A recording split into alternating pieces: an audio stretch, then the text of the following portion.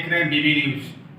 खबरों को देखने के लिए बने रहे मेरे साथ। तो उसको लाखों में रुपए देना पड़ता है। उसने सोचा था कि पार्टी हमारी है, इसमें गरीब और कमजोर को आगे बढ़ने का मौका मिलेगा, लेकिन जो बीएसपी दलित और कमजोर के नाम पर बनी, वो बीएसपी जाकर के धरना। मुद्दे क्या होंगी, क्या नीतियां, किस मुद्दे पर आप चुनाव एक समान शिक्षा पद्धति, अगर आप ब्रीफ होना चाहें तो मैं आपको भी कन्विंस करूं।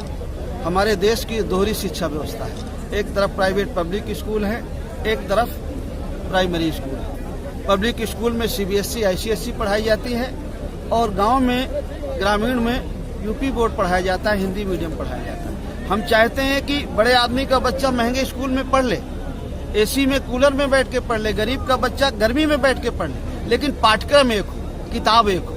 तो हम चाहते हैं एक समान शिक्षा पद्धति, अनिवार्य शिक्षा और फ्री शिक्षा।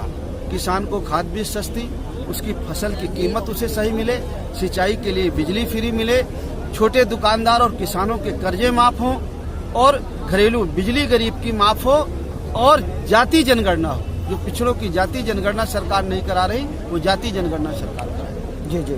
अभी जो किसानों का बिल वापस हुआ, जिसको लेकर आप, मैं देख रहा हूँ मीडिया के माध्यम से बराबर आप विरोध करते रहे ज्ञापन के माध्यम से, तो जो वापस हो गई कृषि बिल, उसको लेके क्या आप किसानों का कुछ मुद्दा बात? देखिए, किसानों का मुद्दा भी बाकी है। न्यूनतम समर्पण मूल्य जो है एमएफसी पर अभी कानून नहीं बना है। सरकार जो मूल्य निर्धारित करती है, सरकार को ये कानून बनाना चाहिए कि सरकार ने जो मूल्य निर्धारित किया उससे कम में खरीदना हो। अगर उससे कम में कोई खरीदे तो उसके खिलाफ कानूनी कार्रवाई, उसको जेल भेजा जाए। ये सरकार को कानून बनाना चाहिए। अभी सरकार ने उसको नहीं बनाया, खाली कानून वापस लिए। कानून तो वापस लिए ही जाने चाहिए थे, बहुत खराब कानून है। जैसा कि मैं देख पा रहा हूँ, आज आप आजमगढ़ में, यानी ये सपा का गढ़ माना जाता है, आज इसमें भारी संख्या दिखी। क्या लगता है आपको यहाँ की सीटें निकल पाएंगी? आपको लगता है सपा का गढ़ है? आप देख नहीं रहे हैं। बहुजन समाज पार्टी का भी कभी गढ़ था। अब बहुजन समाज पार्टी की जगह में जन अधिकार पार्टी का गढ़ होगा। जितने हमारे बहुजन समाज पार्टी के मेरे पुराने साथी हैं, सब मेरे संपर्क में, वो सब जन अधिकार पार्टी में आपको ज्वाइन करेंगे 10-15 दिन के अंदर, देखिएगा। और जैसे बहुजन समाज पार्टी का गढ़ था, उसी तरह जन अधिकार पार्टी का गढ़। चलिए, बहुत बहुत धन्यवाद। बहुत बहुत जी सर, जिसकी जितनी संख्या भारी उसकी उतनी हिस्सेदारी। सर, इस स्लोगन पे आप कितना कामयाब होंगे प्रदेश में, बताइए इसके बारे में। हम पूरी तरह कामयाब हैं इसी स्लोगन के तो बदौलत। आप देख लीजिए आजमगढ़ में इतने लोग हैं, और कोई भी आजमगढ़ के जितने लोग आए हैं अपने पैसे से आए, अपने साधन से आए हैं, अपने पैसे से ये माइक मंच लगाए हैं, जिसकी चोरी कर ली थी, माइक की चोरी कर ली थी लोगों ने, अपने संसाधनों से आए हैं, अपने बल पर आए हैं। ये स्लोगन, ये नारा पूरी तरह कामयाब है।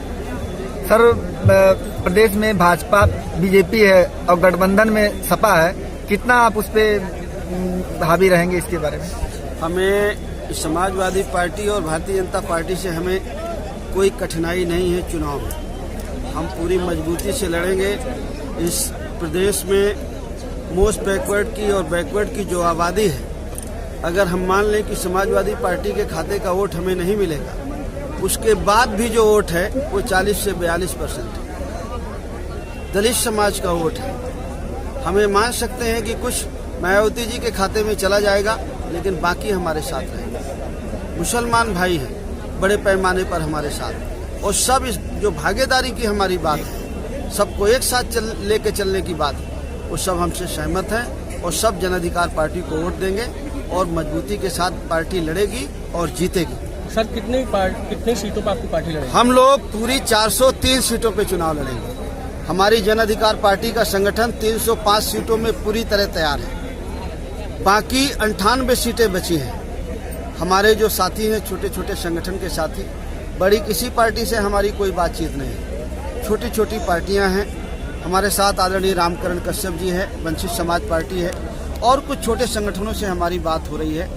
तो सब लोगों के साथ मिल करके जो छोटे संगठन हैं, हम लोग पूरी 403 सीटों पर चुनाव लड़ेंगे और पूरी मजबूती से लड़ेंगे, बिना हमारे कोई सरकार नहीं बने। गठबंधन के आसार हैं? गठबंधन के आसार छोटे जो हमारी तरह के छोटे संगठन हैं उनसे हो जाएगा।